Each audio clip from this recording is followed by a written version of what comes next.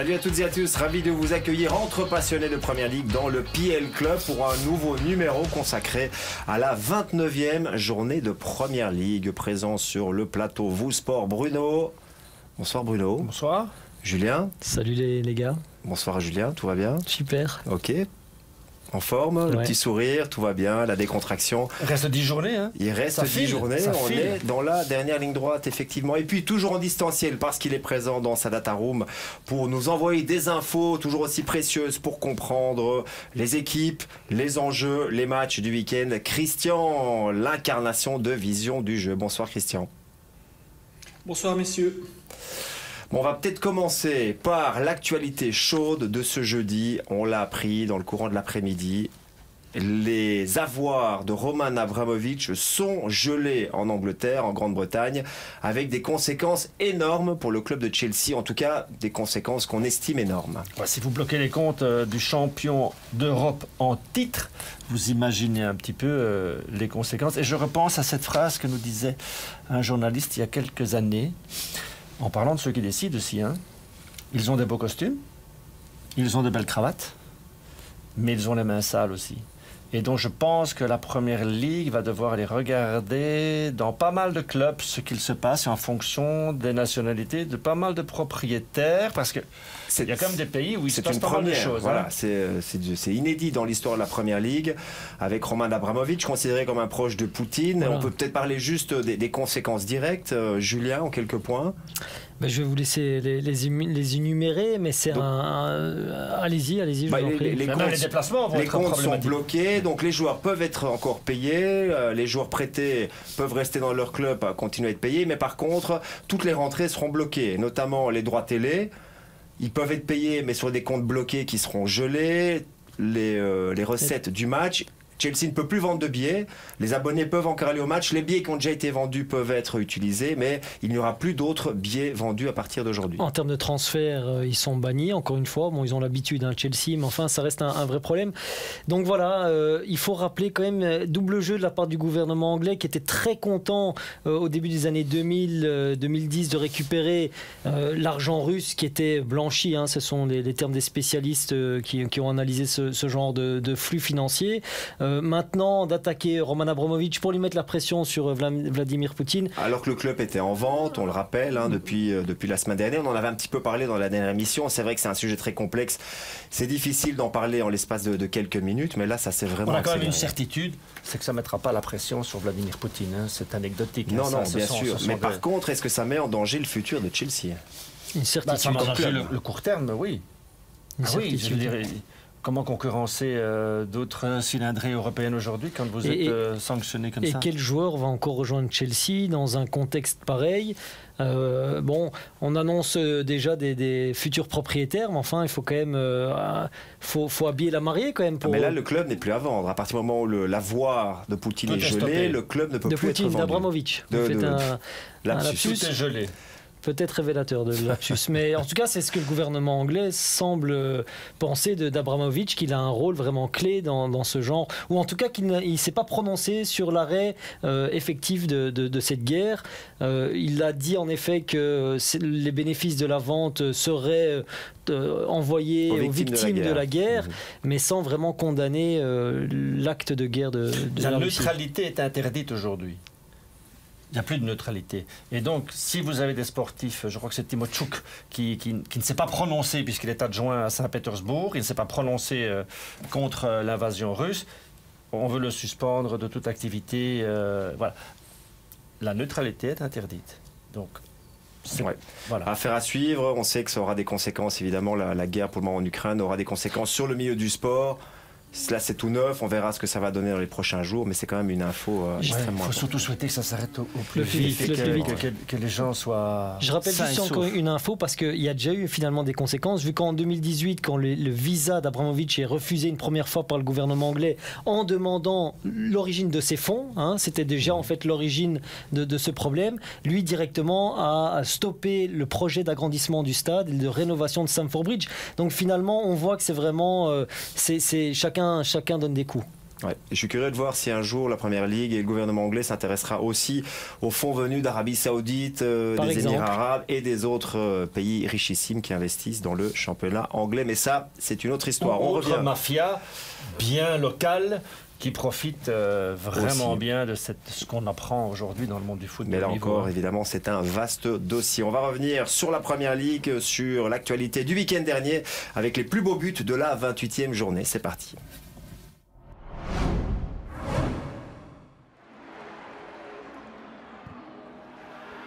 Chambers. That's a nice ball in. Douglas Luiz! They've got their second. A brilliant assist from Coutinho, and all Douglas Luiz had to do was tap it home. Aston Villa have got themselves two. Dennis. Chance for Kiko to deliver. Oh, brilliant! Absolutely magnificent from Cucho Hernandez. The Watford fans stand and applaud. A goal of huge quality and potentially massive significance. Barely 10 minutes played, it's one apiece. Throw taken quickly, it could be a costly error. Cedric making his way forward, Erdegaard, Lacazette, setting up Martinelli, 3-1. It is a succession of sublime finishes here at Vicarage Road. Arsenal have the daylight, and they may from here have the victory too. Pogba has turned, and he has seen Jadon Sancho. Walker to cover. Sancho. Jadon Sancho. Oh, Parla! That is a little beauty.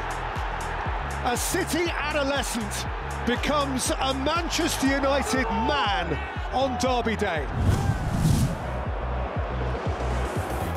Doherty. Kane! It's 5 this time. It's a superb Harry Kane finish. And Tottenham are running riot here tonight. We're yet to reach the hour mark. Scintillating Tottenham Hotspur. 176e but en Première Ligue pour Harry Kane, qui est le 6e meilleur buteur de l'histoire, et il n'est plus qu'un seul but de celui qui le précède, c'est-à-dire Franck Lampard. Mais petite surprise quand même dans le top 5. Rien ne va plus en Première Ligue. Hein. Rien ne va plus. Hein. On ne montre pas le corner donné par De Bruyne pour la reprise instantanée de Mahrez. C'est un choix de la Première Ligue, hein, c'est pas le nôtre. Sancho, c'est très joli, mais pas De Bruyne. Oui, c'est quand même la victoire qui nous a tous impressionnés, marqués ce week-end. En plus, ouais, ils auront peut-être besoin bientôt du gaz algérien. Mahrez, non ? Ok, le bilan après la 28e journée, on sait qu'il y a encore pas mal de matchs à jouer qui ont été reportés. Il y en a encore une bonne dizaine. Il y en a d'ailleurs certains qui se jouent ce jeudi soir. Le bilan après la 28e journée, il faut savoir qu'il y a eu 6 victoires à domicile, 4 victoires en déplacement, pas de partage.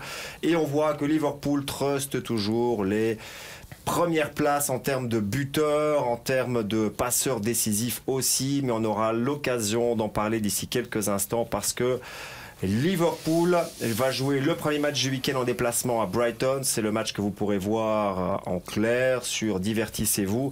On en parle d'ici quelques instants, juste après ce clip de présentation. Luis Diaz picked out brilliantly. Can he find the finish? You bet he can. Headed on and in. Danny Welbeck. That is brilliant. Lopez.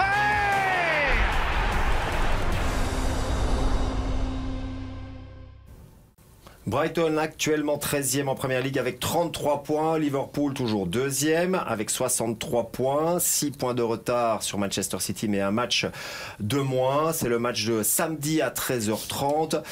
Et juste pour donner le contexte de cette rencontre, Liverpool ne peut plus perdre le moindre point jusqu'à ce déplacement à Manchester City qui est prévu pour si ma mémoire est bonne, le 10 avril. City ne peut plus perdre le moindre point non plus parce que ça va nous faire... sinon une explosion de fin de saison. Donc pour les deux équipes, il y a une pression énorme avec en point de mire aussi, il ne faut quand même pas l'oublier, la Ligue des Champions, oui. La FA Cup. Enfin, Liverpool peut encore tout gagner. Il va falloir tenir la cadence, mais vu le rythme des Reds, ils ont connu un creux là, lors des 2 dernières journées en décembre et la première avec c'était 2 sur 9. Mais ça leur a coûté très cher. Oui. Depuis, c'est un sans faute. Et 2 buts encaissés. 2 petits buts encaissés. Effectivement. C'est vrai qu'on parle toujours de la puissance offensive de Liverpool, mais au niveau défensif, c'est quand même très impressionnant. Vous n'êtes pas gardien pour rien, vous. C'est juste un s'affiche en plein direct. Ok, Christian, cette équipe de Brighton, on va commencer par l'équipe qui reçoit du côté de l'Amex Stadium. Il y a quelques semaines, on se serait dit, ça doit être, ou ça pourrait être un déplacement compliqué pour les Reds parce que Brighton est une équipe en forme. Mais si on voit les derniers résultats, on a plutôt tendance à penser le contraire. Une équipe qui a d'énormes paradoxes. La saison passée, on avait démontré aussi que c'était une équipe qui méritait plus de points avec le jeu qu'elle produisait et les occasions qu'elle se créait. Elle mérite plus de points que où elle est terminée en fin de saison. Cette année, ça avait très très bien débuté. Et puis maintenant, voilà, ça repasse. On a observé ce qui s'est passé en 2022. Voilà, on peut signaler qu'il y a 2 blocs depuis le début de cette année. Il y a un bloc magnifique avec 9 points sur 15 lors des 5 premiers matchs, avec de très bons résultats, avec un match nul contre Chelsea. Et puis après, voilà, on enchaîne maintenant, on ne parvient plus à marquer, on encaisse énormément de buts et on a 0 points sur 12. Et voilà, donc est-ce qu'ils vont continuer dans cette lignée-là avec une défaite supplémentaire contre Liverpool, ce qui est probablement le cas? Ou alors est-ce qu'ils vont inverser cette tendance et relancer pour quand même vivre une fin de saison un peu plus tranquille? Alors Brighton était, on va dire, une des bonnes surprises dans la première moitié du championnat. En sur-régime. En sur-régime, mais plus efficace parce que, comme le disait Christian, la saison dernière, c'est une équipe qui produisait du jeu. Il y a toujours du contenu encore cette année, mais qui avait beaucoup de mal à se créer des occasions et à les transformer. Là, ça allait mieux. Sauf qu'ici, si je regarde sur les 4 derniers matchs, c'est 1 but marqué seulement pour Brighton. Heureusement qu'ils font 12 partages sur l'ensemble de la saison. Donc ça reste une équipe qui n'est pas facile à battre, mais qui ne marque pas. Vous avez 4 buts pour Trossard et 8 buts pour Mopé. Mais non, ça fait 12 de 26 buts marqués, c'est 50%, vous me direz, mais sur 2 joueurs. Et 26 buts, vous êtes à la hauteur des Watford, des Burnley, des Norwich. Oui. Bon, c'est une attaque de bas de tableau. Et c'est une équipe, je pense, de bas de tableau qui a fait un super début de saison. Mais la réalité, les 2 dernières saisons, ils terminaient avec 41 points. Les 2 dernières saisons, avec une quarantaine de buts inscrits, c'est sa place finalement. Je trouve qu'ils ont une fin de compétition difficile. Oui. Heureusement qu'ils ont pris des points d'avance. Oui. Alors Christian, si on regarde les résultats face au top 9, c'est-à-dire les équipes qui précèdent parce qu'ils sont 13e et ils sont à 1 point, je crois, de la 10e place, mais on voit que le partage, finalement, c'est le meilleur résultat obtenu par Brighton cette saison face aux meilleures équipes du championnat.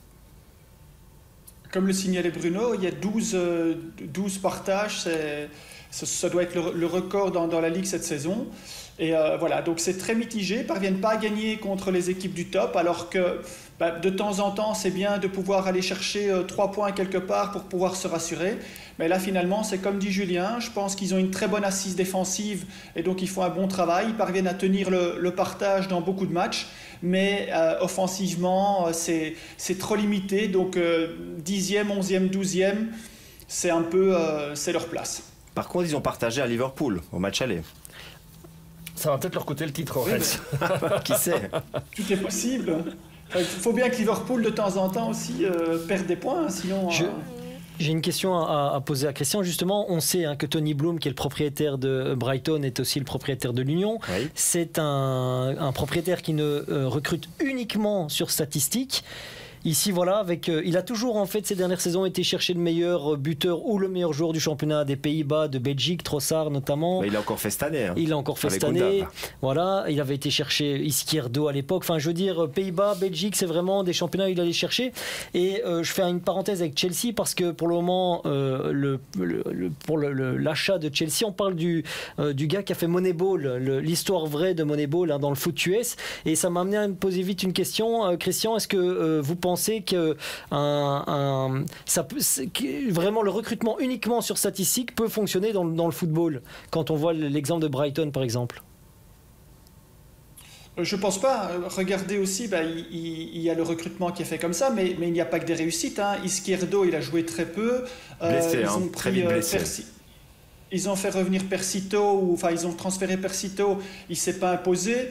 Donc, ce n'est pas parce qu'on est fort dans un championnat moyen qu'on est capable de pouvoir produire ce qu'on attend en Première Ligue. Alors là, Neal Maupay, c'est une super acquisition, mais tout l'aspect offensif repose pratiquement sur ses épaules. Trossard, c'est bien, il a réussi à passer un cap, mais c'est pas encore un joueur qui est décisif à hauteur de 8, 9, 10 buts par saison. Donc, je pense que le recrutement, il est bien fait dans le sens où c'est une équipe qui, à ce niveau-là, pour jouer la 10e, la 11e, la 12e place, on peut se déposer sur des joueurs qui sont forts dans d'autres ligues moyennes. Mais parfois, ce n'est pas suffisant. Il y a justement, on disait, Denis Sundaf, mais qui a été reprêté directement à l'Union et qui, la saison prochaine, sera à Brighton. Est-ce que, justement, Christian, ça peut être un plus? Parce que pour le moment, à part Neal Maupay, on ne voit pas énormément de joueurs capables de faire la différence dans cette équipe. Mais Neal Maupay est un bon attaquant. Il fait d'ailleurs sa meilleure saison en Première Ligue. Oui, mais c'est surtout, je pense, la conception offensive où il y a un problème. Si on peut voir l'infographie précédente avec le détail de l'insuffisance offensive, il y a, on va le voir, une équipe, on l'a vu avec des équipes de milieu de classement comme Southampton, comme Aston Villa, on a vu que c'était les alternatives les plus importantes. Et donc ici, non seulement ils ne sont pas bons, on le voit en orange, sur le jeu dominant placé, donc ils ne sont pas capables de se déposer dans le camp de l'adversaire et d'être efficaces, mais en plus, ils ne sont pas capables de marquer sur du jeu dominant rapide et ils ne sont pas capables de marquer sur des reconversions rapides. Donc la seule chose sur laquelle ils peuvent se déposer et dans laquelle ils sont performants, c'est la phase arrêtée. Quand on a une qualité sur les 4 qui est efficace, on n'est pas capable de jouer plus haut que la 10, 11, 12, 13e place. Il faut vraiment être très fort défensivement, mais il faut pouvoir aussi utiliser cette force défensive en la transformant en une forme offensive, c'est-à-dire la reconversion rapide. Et ici, ils ne sont pas capables de le faire pour le moment, et c'est pour ça que qu'on est sur une série de 4 matchs en victoire. Et c'est le contraste pour une équipe qui est 13e, entre la 10e et la 13e place du classement, c'est qu'elle est dans le top 4 des équipes qui ont le plus de possession. C'est une moyenne à plus de 60 ou 65% de possession de balles. Ça, c'est un vrai contraste. Oui, et puis il faudrait voir aussi dans quelle zone de la pelouse ils ont cette possession-là aussi. C'est important. Oui, mais c'est vrai que moi, c'est une équipe que j'aime bien voir, que j'aime encore plus commenter, parce qu'avec des Adam Lallana, ça joue bien cette équipe. Bissouma, il y a des très bons joueurs. Ça va être un match compliqué pour Liverpool, mais comme le dit Christian, je pense que c'est pas là qu'ils prendront... Trossard, c'est le 3e temps de jeu de son équipe. C'est aussi un joueur qui aime le ballon. C'est pas facile d'aller chercher le ballon dans les pieds d'un joueur comme Trossard. Donc ça explique aussi un peu son rôle dans cette possession de balle. Effectivement. Bon, Liverpool maintenant, on va quand même signaler d'ailleurs d'abord que les 3 meilleurs buteurs sont du côté des Reds, avec Salah 19 buts, Diogo Jota 12, Mané 12, et les 3 meilleurs passeurs décisifs aussi, avec Arnold qui en a 11 passes décisives, Salah 10 et Robertson 9. Quelle puissance offensive. 21 sur 21, 2 buts encaissés, on l'a dit. En plus, il n'encaisse plus. Donc, c'est un candidat sérieux au titre. Voilà. Mais Christian, on se pose la question. X, au titre. Oui, bien sûr, au titre, parce qu'ils en ont déjà gagné un, ils peuvent en gagner 3 de plus cette saison. Christian, on se pose une question. Faut-il encore parler des 3 fantastiques ou des 4 fantastiques quand Diogo Jota est arrivé, voire des 5 maintenant avec l'arrivée de Luiz? Je pense plutôt qu'on peut être pour le moment dans 3 fantastiques plus, puisque je pense que Luiz va progressivement prendre la place de Firmino. On le voit sur l'infographie, en début de saison, on avait montré les 4 fantastiques avec Firmino qui avait marqué 4 buts. Depuis lors, ça ne s'est pas amélioré. Mais par contre, les 3 autres continuent à carburer, et notamment Mané dans les dernières semaines. Et on voit en fait qu'ils sont à 61% des buts marqués à eux 3, 43 buts cumulés. Ces 3-là sont extraordinaires. Et maintenant, on va voir, à l'instar de Diogo Jota, est-ce que Luiz va venir s'insérer dans ces 3 fantastiques pour faire les 4 mousquetaires et être encore plus efficaces qu'ils le sont pour le moment. Pourquoi personne ne parle d'Origi? Comme un pour les supporters, c'est un fantastique aussi. Fantastique. C'est un fantastique joker. Oui. Oui, il a ramené des trophées. Je voulais rebondir sur ce que Bruno disait parce que c'est tellement vrai. Le partage face à Brighton est peut-être catastrophique dans la mesure où Liverpool partage face à Brighton à domicile et partage à Brentford. C'est 4 points de perdus. On sait qu'ils ont un match en retard. C'est les 3 points d'écart peut-être avec Man City. Donc ça peut se jouer là-dessus. Mais les points, il faut bien les perdre quelque part. À un moment. Et alors un autre petit bémol à l'heure actuelle. 3 matchs consécutifs à Anfield pour les Reds. C'est difficile la qualification qualification face à Norwich en coupe. Il y a eu la courte victoire face à West Ham qui n'était vraiment pas simple à terminer. Et là, mardi, défaite face à l'Inter 0-1. Qui termine à 10 ou ça change peut-être la donne. À Anfield, on s'attend à mieux. Mais bon, je pense que en Liverpool... même temps, quelques poteaux de Salah aussi. C'est vrai, oui, ils n'ont pas eu beaucoup de chance sur ce match-là. Bon, ben, il y a les fantastiques pour marquer des buts, mais on va dire, Christian, qu'il y a les merveilleux pour les offrir, avec notamment Robertson et Trent Alexander-Arnold. Alors, la saison dernière, les chiffres étaient moyens et la saison finalement était moyenne, même s'ils terminent sur le podium et en Ligue des Champions. Par contre, aujourd'hui, on peut dire que ça carbure à nouveau sur les flancs. Et plus particulièrement sur le flanc droit avec Alexander Trent-Arnold qui est quand même le meilleur passeur de la Première Ligue pour le moment. Pour un latéral droit, il faut quand même le souligner. Puis voilà, on le voit très bien sur l'infographie. Il y a une utilisation des centres qui est très importante. Ils ont marqué 29 buts sur jeu dominant placé. Il y en a 18 sur centre. On avait vu en début de saison qu'il y avait vraiment une insuffisance venant du côté gauche. Ça se résorbe petit à petit avec Robertson qui en a délivré quelques-uns. Voilà, donc c'est une des clés qu'on peut observer dans ce match, voir ce passage et notamment justement cette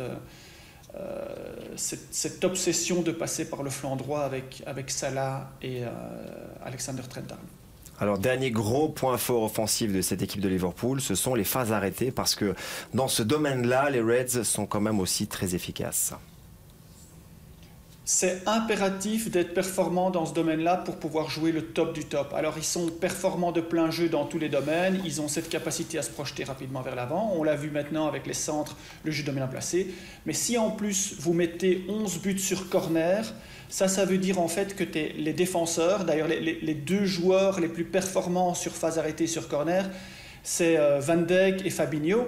Donc ce sont des joueurs à vocation défensive qui viennent participer et mettre la pierre à l'édifice pour pouvoir construire quelque chose d'encore plus important au niveau offensif, c'est-à-dire les phases arrêtées. Et là, ils sont performants et ils apportent ce qu'on attend d'eux pour des défenseurs de haut niveau, c'est-à-dire de marquer quelques buts sur phase arrêtée.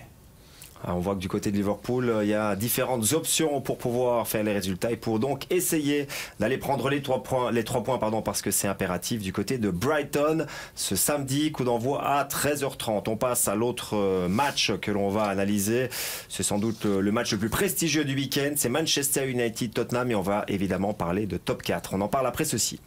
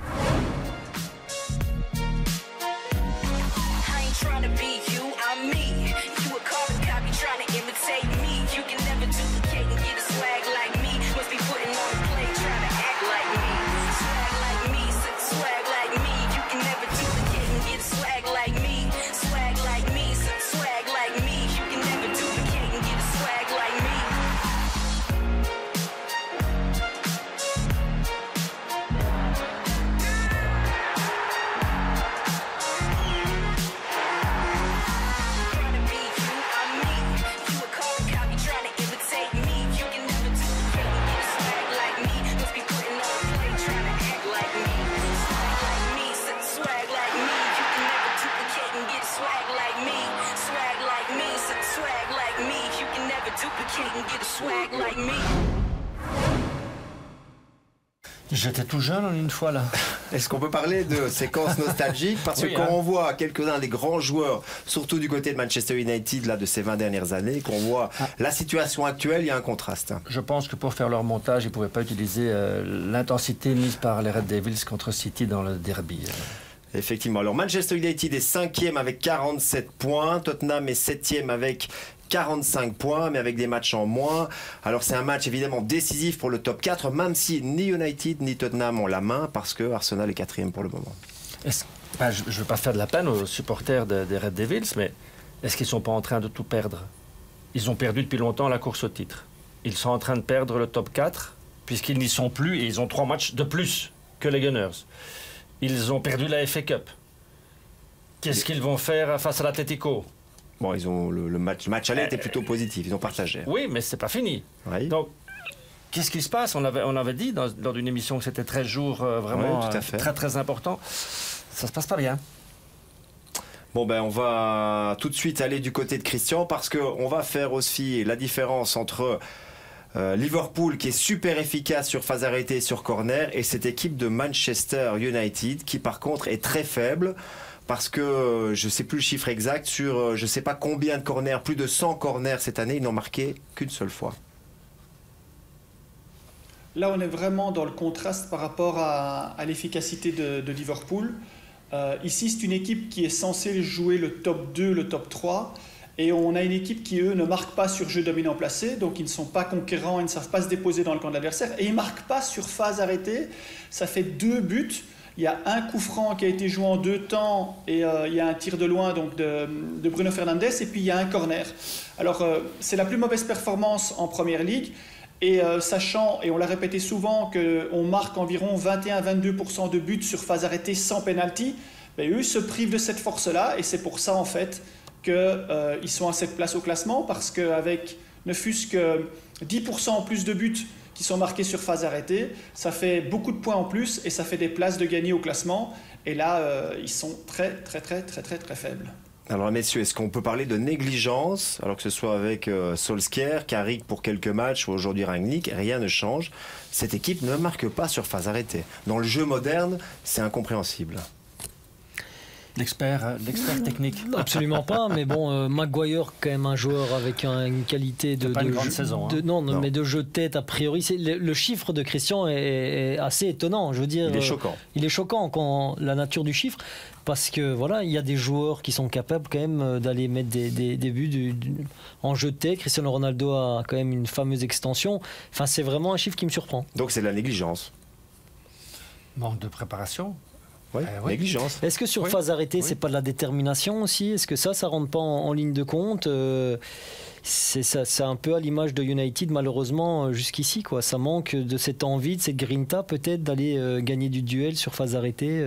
Christian, une réflexion en plus sur cet état de fait?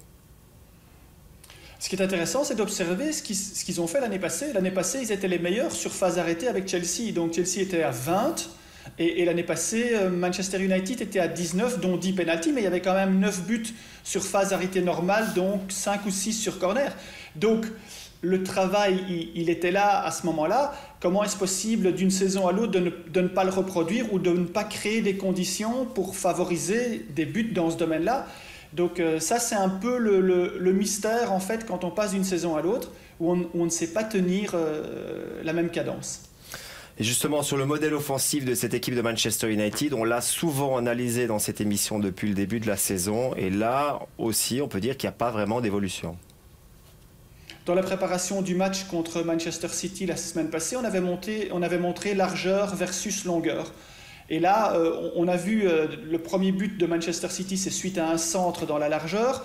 Et le premier but de Manchester United, c'est un jeu rapide avec le tir enroulé de Sancho dans la longueur en venant de très loin. Eh bien, on voit en fait que c'est la seule qualité qu'ils ont pour le moment, c'est-à-dire qu'ils ne marquent pas sur jeu dominant placé, ils n'utilisent pas la largeur, mais par contre, sur les 41 buts de plein jeu, ça reste toujours dans le jeu rapide. Alors, sachant qu'ils vont jouer Tottenham, qui est dans le même schéma où il y a cette possibilité de passer par l'axe, on va voir, ça peut être un point intéressant à observer et voir ce duel de couloir central et de voir qui va prendre le dessus.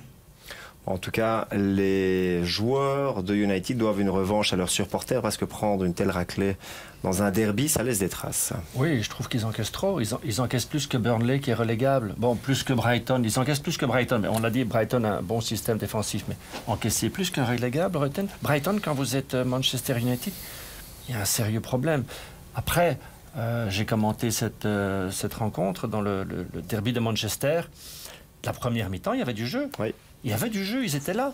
Ça s'effondre très vite. Et ça, c'est un constat aussi qu'on fait depuis le début de la saison. Il y a des parties, des moments de match où ils sont bons, un peu à l'image d'un Pogba, et puis derrière, c'est le néant. Donc là aussi, il y a un gros problème à régler. À l'image d'un Pogba, vous dites tout quand vous dites ça. Est-ce qu'un Manchester United sans Cristiano Ronaldo est meilleur qu'avec Cristiano Ronaldo? Parce que pour moi, ça m'a quand même choqué. C'est pas très clair, hein, son absence finalement. Est-ce que la progression de leur jeu n'est pas claire. Il y a un vrai problème. Quand vous voyez, bon, il est arrivé avec un état de forme exceptionnel quand il a pris la vareuse, Bruno Fernandes, des Red Devils. Très vite, il a marqué, il donnait les assists, mais il a encore des stats. Il marque autant que Cristiano Ronaldo aujourd'hui. 9 buts tous les deux. Donc, je crois que c'est dans le fond du jeu.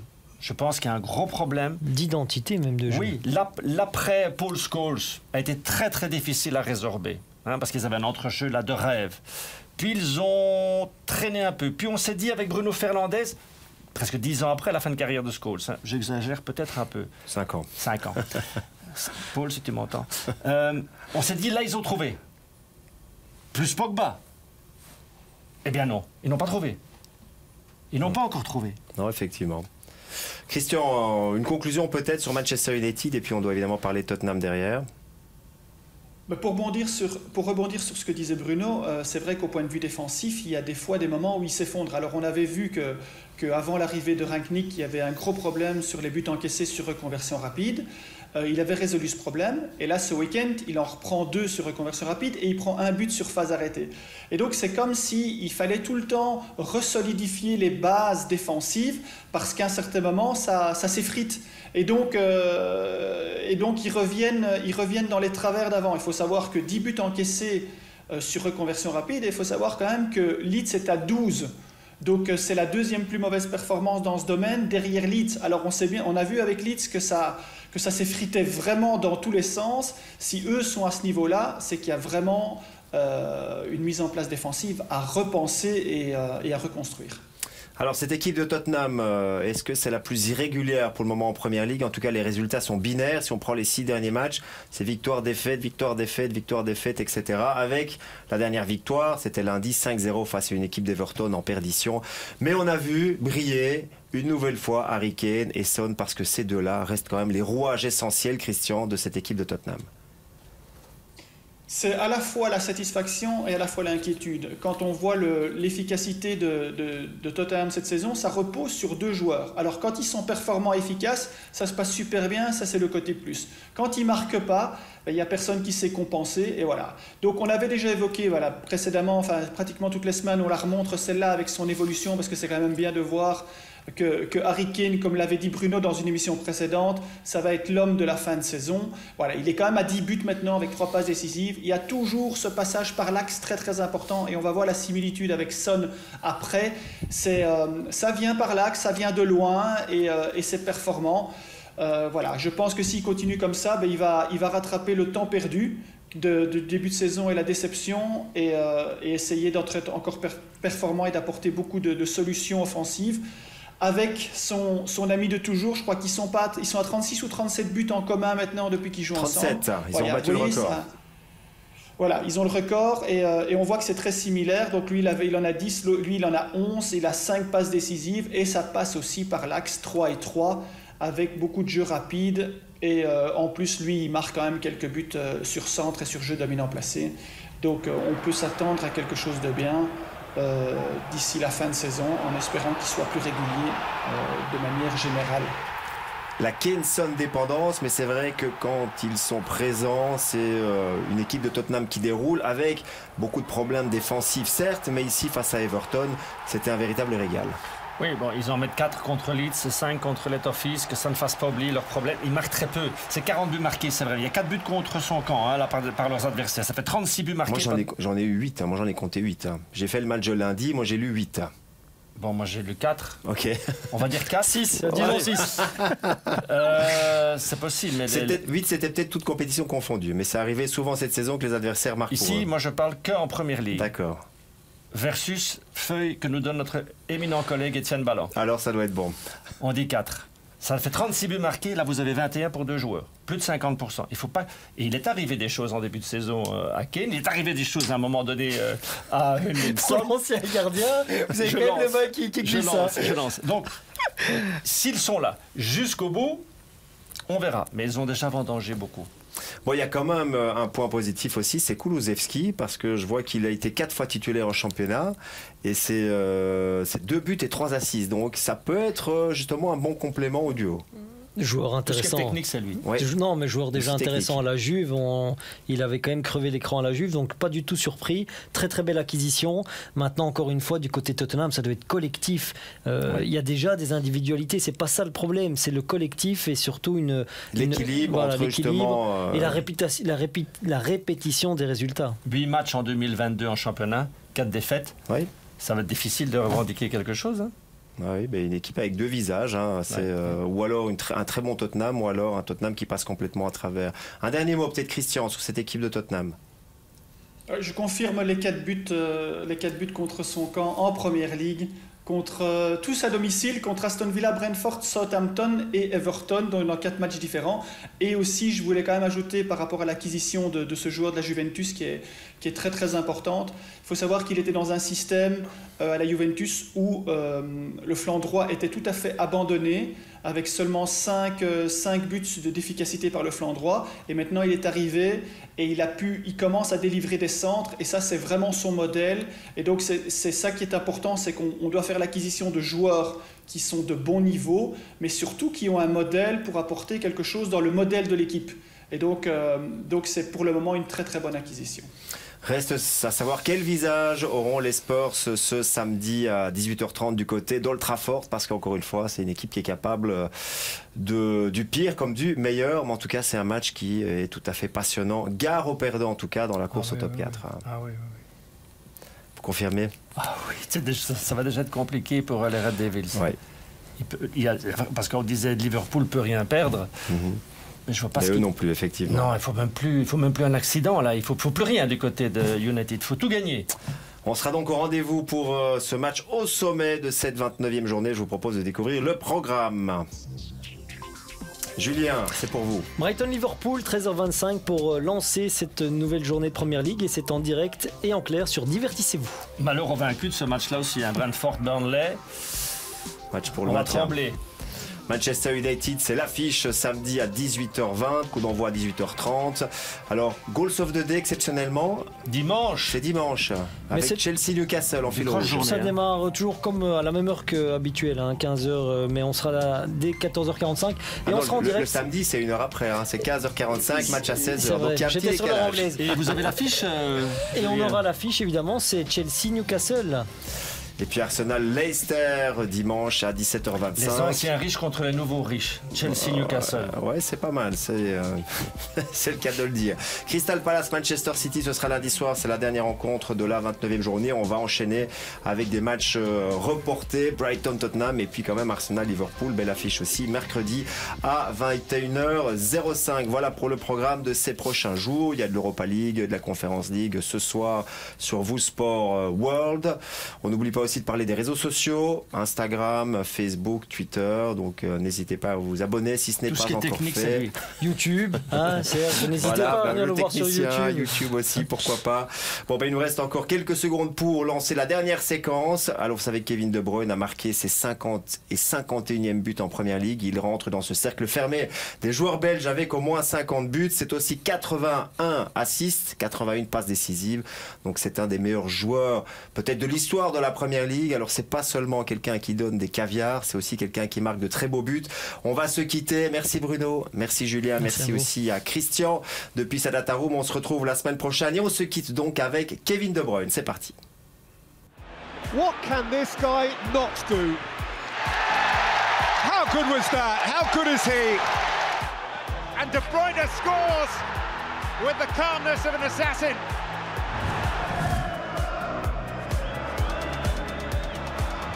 De Bruyne. Oh, belter! Absolute belter from Kevin De Bruyne. There is no stopping that. Once a Chelsea blue, now giving Chelsea the blues. Silva and De Bruyne joining in as well. It is De Bruyne, it's two. It's clinical. From defence into attack in the blink of an eye. And a top corner finish of top quality from Kevin De Bruyne.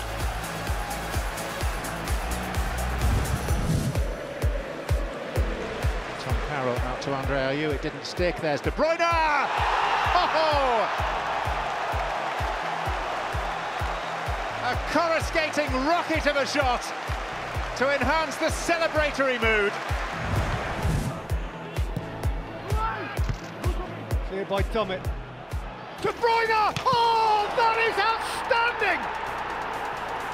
Truly brilliant from Kevin De Bruyne. Count on the fingers of one hand the men in the world who could execute that.